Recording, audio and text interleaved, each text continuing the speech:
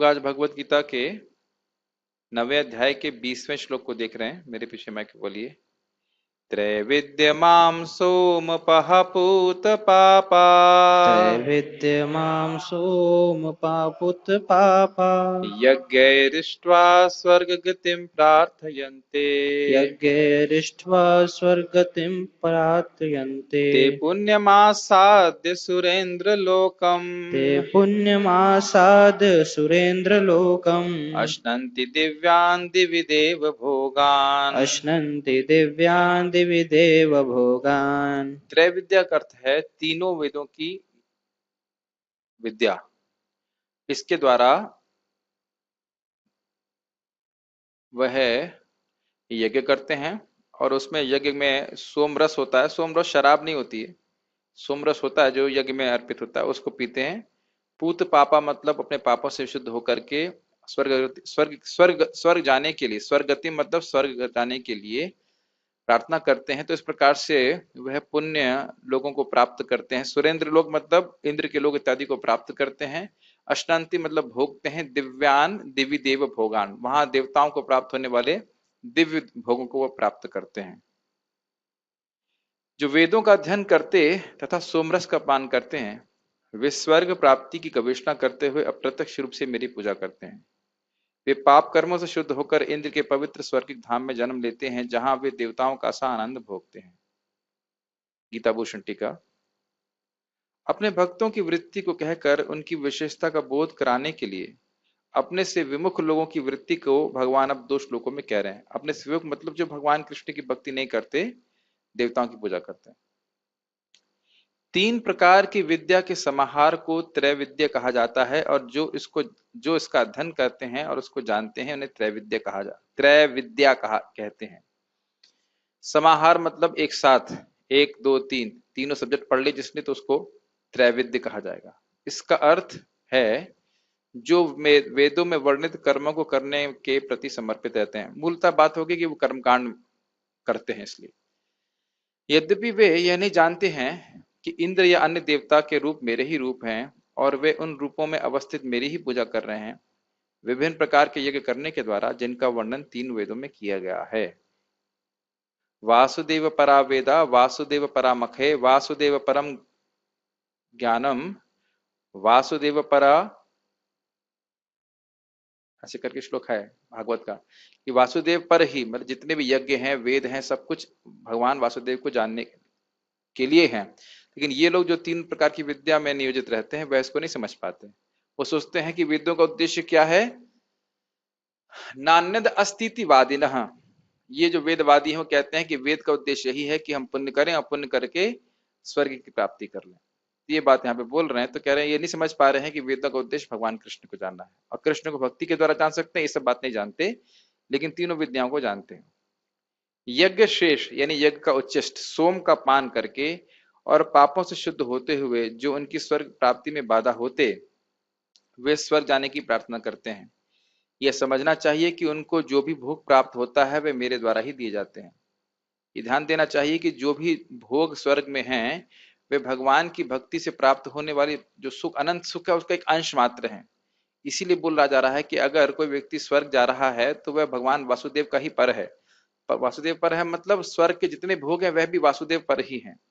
लेकिन क्योंकि भगवान वासुदेव से आने वाला या विकीर्ण होने वाला जो सुख है उसका केवल अंश मात्र है, जिसका वह स्वर्ग जो प्रार्थना कर रहे हैं जाने के लिए वह उसका अनुभव करते हैं। तात्पर्य पढ़िए। इजी श्लोक है, इसमें कोई समझाना नहीं है। यस। तात्पर्य। त्रैविद्या शब्द 3 वेदों साम, यजु तथा ऋग्वेद का सूचक है। एक छोटा सा पॉइंट है कि भगवान गीता में बोलते हैं त्रैगुण्य विषया वेदा निस्त्रैगुण्य भवार्जुना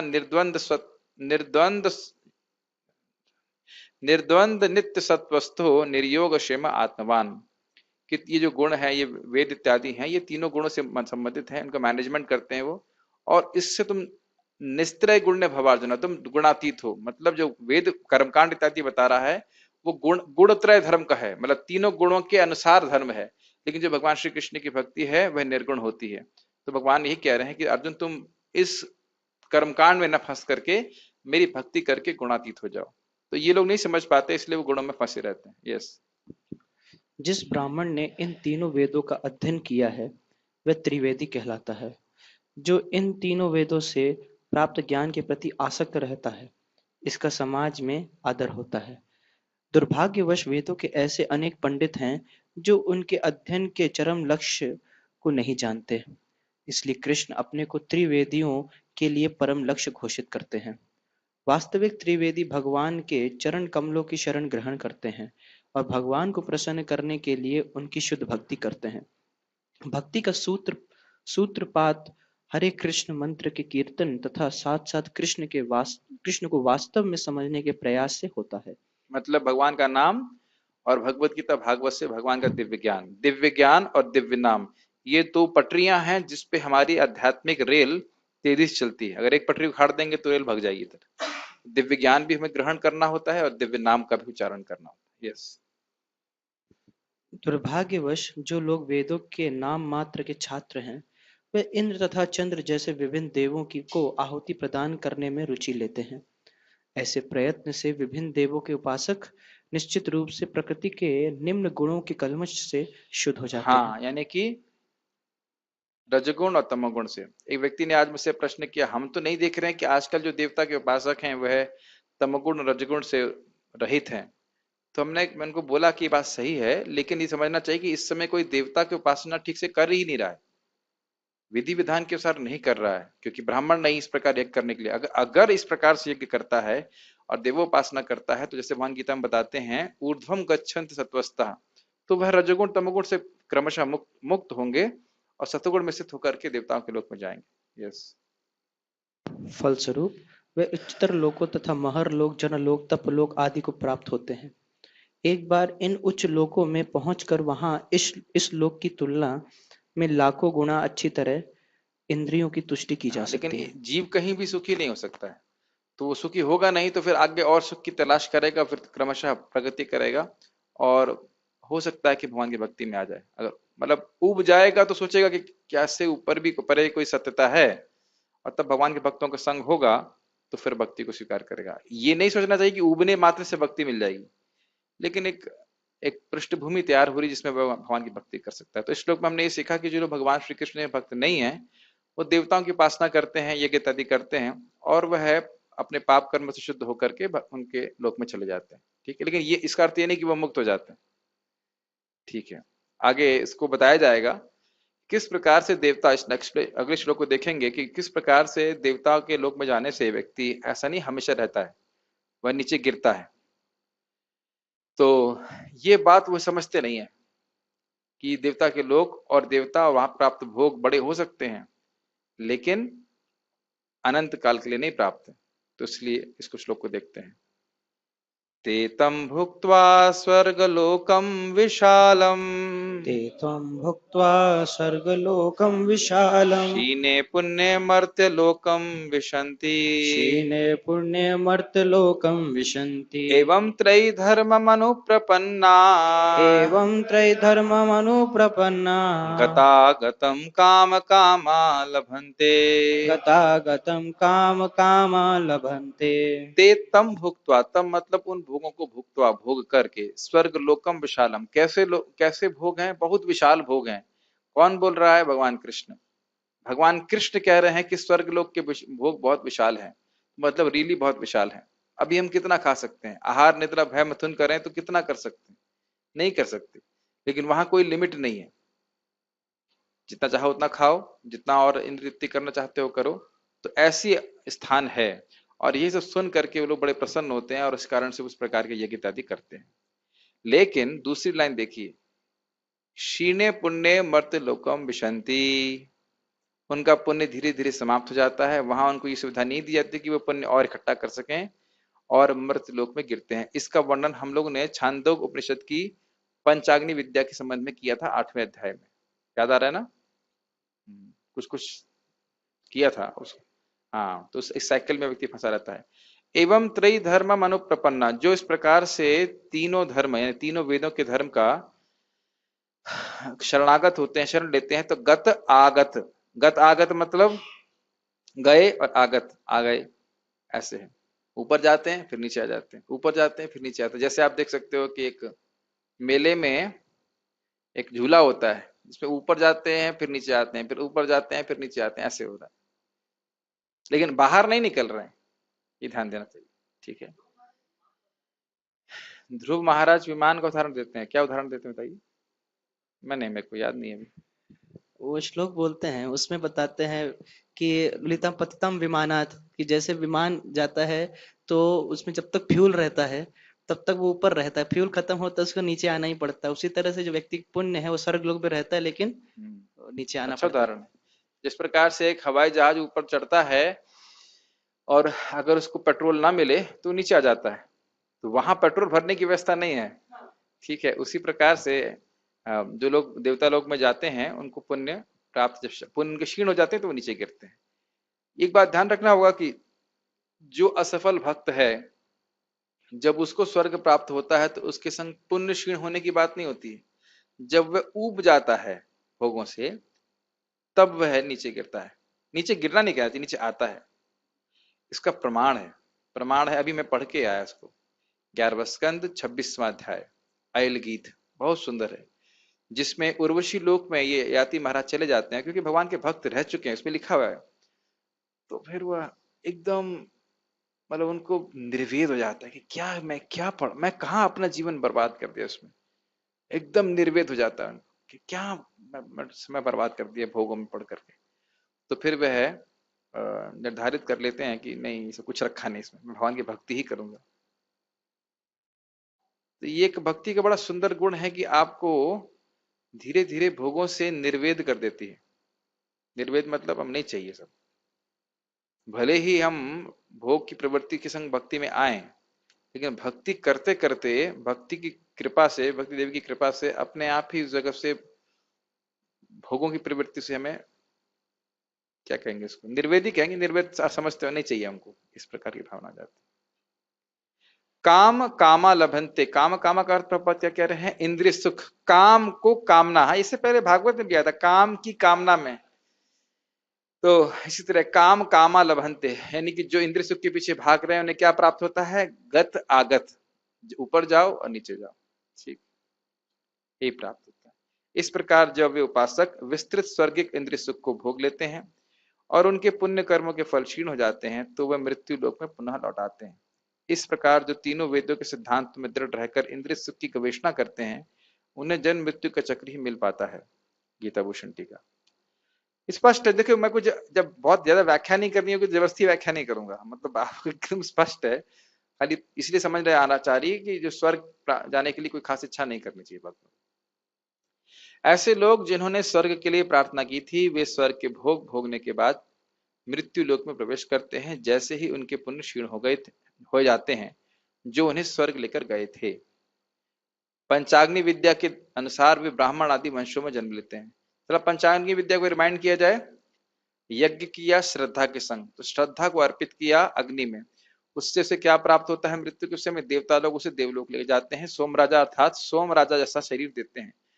उसके बाद सोम राजा शरीर को बादल, यानी कि ना, सोम राजा वही हो गया, सोम मतलब चंद्रमा, और सोम राजा के शरीर को पर्जन्य नामक देवता यानी बादल को समर्पित कर दिया जाता है। तो बादल क्या करता है, अब वह पृथ्वी को जल की आहुति देता है, और उससे क्या उत्पन्न होता है, अन्न उत्पन्न होता है, और अन्न की आहुति होती है इंसान के, पुरुष के दी जाती, पुरुष खाते हैं, उससे उत्पन्न होता है वीर, और वीर की आहुति स्त्री में दी जाती है, उससे फिर वापस एक देह प्राप्त होता है। तो ये बोल रहे हैं कि एक अच्छी बात है कि जो लोग इस प्रकार से स्वर्ग में गए उनको ब्राह्मण इत्यादि परिवार में जन्म मिलता है क्योंकि पुण्यात्मा होते हैं।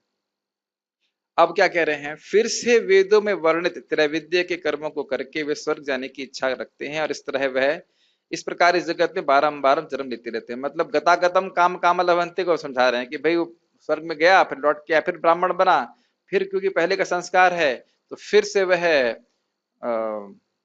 यज्ञ करेगा, फिर स्वर्ग चला जाएगा। तो बेसिकली अगर आप देखें तो इसमें कोई मुक्त होने की संभावना नहीं है। बहुत लंबे काल के बाद अगर उसकी बुद्धि आ गई, उसे समझ लिया कि हाँ भाई ये सब तो क्या हो रहा है, मैं ऊपर जा रहा हूँ नीचे जा रहा हूँ, कहीं यहाँ तो रहा नहीं हूँ, तब वह समझ सकेगा। बड़ा मुश्किल है ये, होती शुद्धिकरण लेकिन बहुत स्लो तरीके से। तात्पर्य पढ़िए। तात्पर्य, जो स्वर्ग लोक प्राप्त करता है, उसे दीर्घ जीवन तथा विशेष सुख की श्रेष्ठ सुविधाएं प्राप्त होती हैं, तो भी उसे वहां सदा नहीं रहने दिया जाता। पुण्य कर्मों कर्मों के फलों के क्षीण होने पर उसे पुनः इस पृथ्वी पर भेज दिया जाता है। जैसा कि वेदांत सूत्र में इंगित किया गया है, जन्मादस्यतः, जिसने पूर्ण ज्ञान प्राप्त जिसने पूर्ण ज्ञान प्राप्त नहीं किया या जो समस्त कारणों के कारण कृष्ण को नहीं समझता, वह जीवन के चरम लक्ष्य को प्राप्त नहीं कर पाता। वह बारंबार स्वर्ग को तथा फिर पृथ्वी लोक को जाता आता रहता है, मानो वह किसी चक्र पर स्थित हो, जो कभी ऊपर जाता है और कभी नीचे बहुत आता है। स्पष्ट है। एक सारा बात श्रीमान चैतन्य महाप्रभु बहुत अच्छा कहते हैं कि जो भोग के कार्य हैं, वो एक दिक्कत तो ये है कि वो चेतना को आवृत कर लेते हैं, तो व्यक्ति समझ नहीं पा रहा है कि ये कार्य मुझको बांध रहे हैं। ये प्रॉब्लम, जितने भी भोग के कार्य होते हैं। इसीलिए आप बोल रहे काम कामा लभंते गतागत, बार बार जाना बार बार आना, और कामना उसको बांधती चली जा रही, बांधती चली जा रही, बांधती चली जा रही। उदाहरण दिया जा रहा था, जैसे कि एक रेशम का कीड़ा अपने ही शरीर से उत्पन्न होकर होने वाले रेशम से खुद ही बनता चला जाता है। तो ये सारे कर्म कर रहा है भोग के, और वो उसके हृदय में और भोग की वासना का निर्माण करते जा रहे हैं, फिर उसको और भोग कराते जाएंगे और कराते जाएंगे। हमने भागवत में प्रहलाद महाराज का कितना सुंदर उपदेश सुना था कि कामाग्नि हृदय में जली हुई है, जल रही है, और उसमें वह मधु लवकण बहुत छोटे छोटे भोग के द्वारा उसको संतुष्ट करने का प्रयास करते हैं। और वो कैसे हैं? घी जैसे, जो उस अग्नि को और बढ़ा देते हैं। कभी उसको संतुष्टि प्राप्त नहीं होती।